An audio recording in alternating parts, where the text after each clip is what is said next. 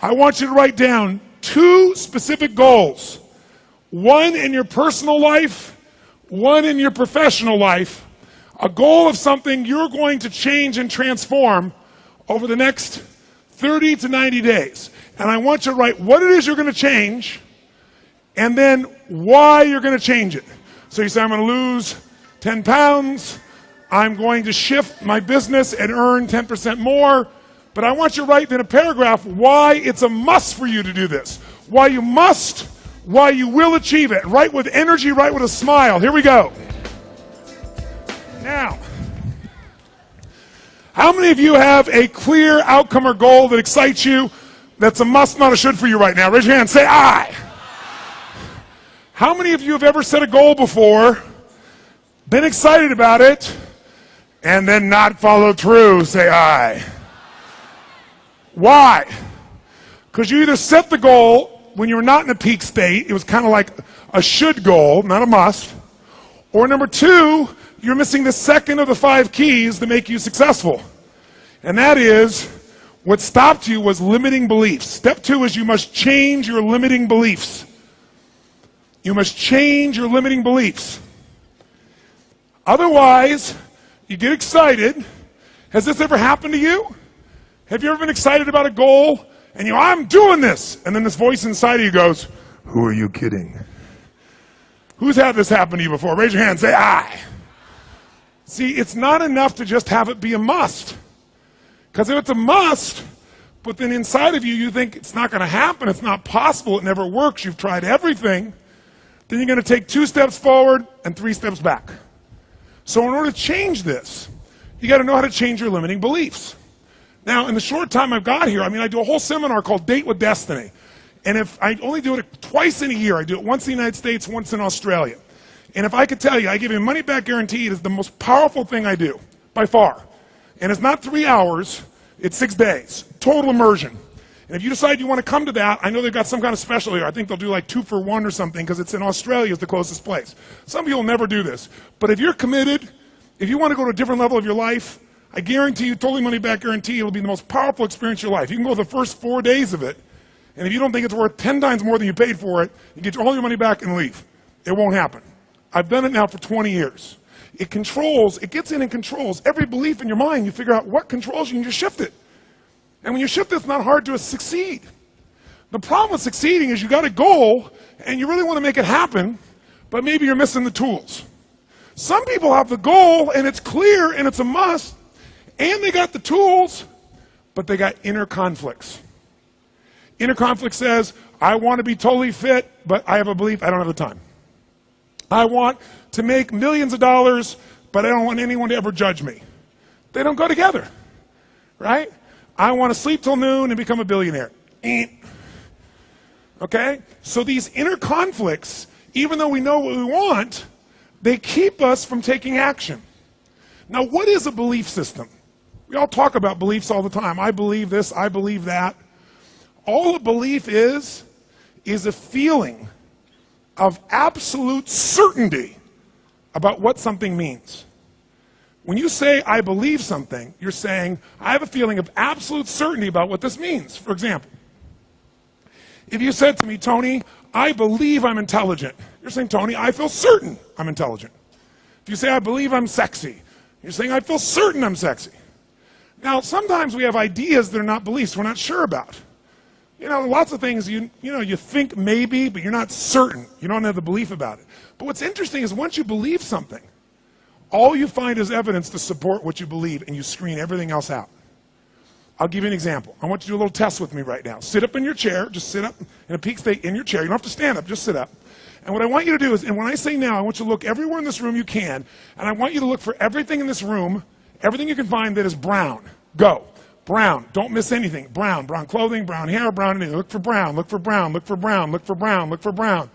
Look for brown. Okay? Close your eyes. Now, with your eyes closed, I want you to tell me everything that you saw that was red.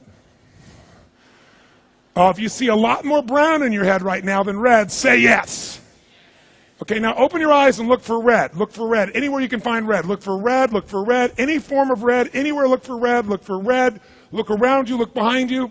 Raise your hand if you found a lot more red this time than the last time. Raise your hand, say I. Why did you find more red this time? Because you're looking for it. Seek and you shall find. See, when you look for something, when you believe something, you find it everywhere. If you believe somebody's a mean, idiotic person, you'll find the mean part of them, even if it's not there. If you believe somebody's good, you find the goodness in them.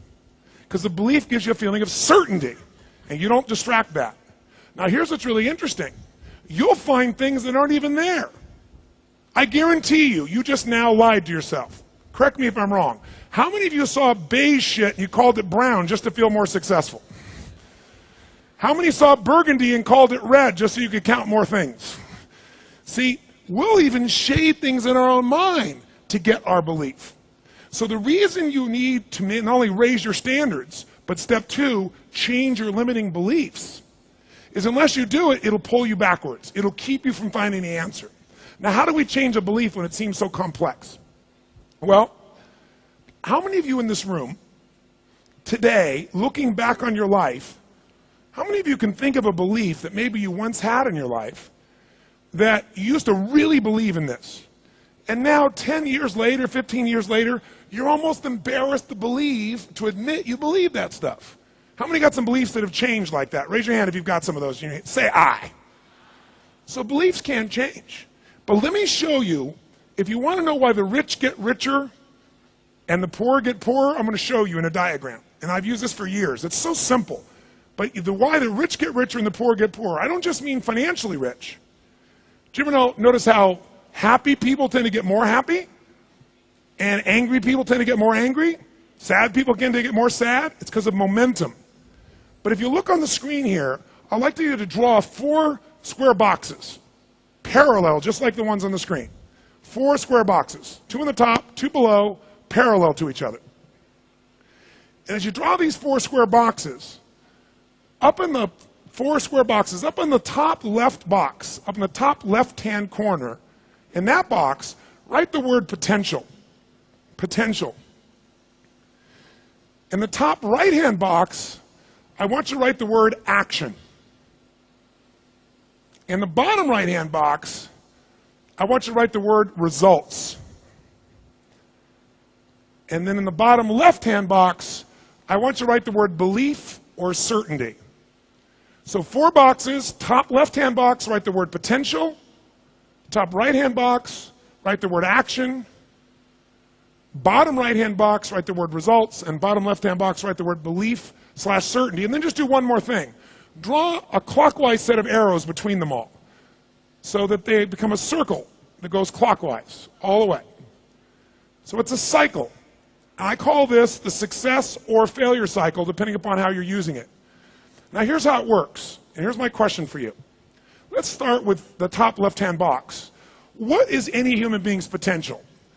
Do people have really huge potential or not? What would you say? Little, a lot? What would you say? Give me your out loud, quick. Okay, so people have a lot of potential. But the bottom right-hand box, do most people's results reflect their true potential as a human being, yes or no? No way. Why? Because most people aren't taking enough what? Action. But you know what's interesting? You can take a lot of action and still get lousy results. Is it true? If you're in sales, if you're a salesperson, and you knock on 100 doors, that's a lot of doors, and every time they open the door you say, "You wouldn't want to buy anything from me, would you?" You're probably not going to get great results.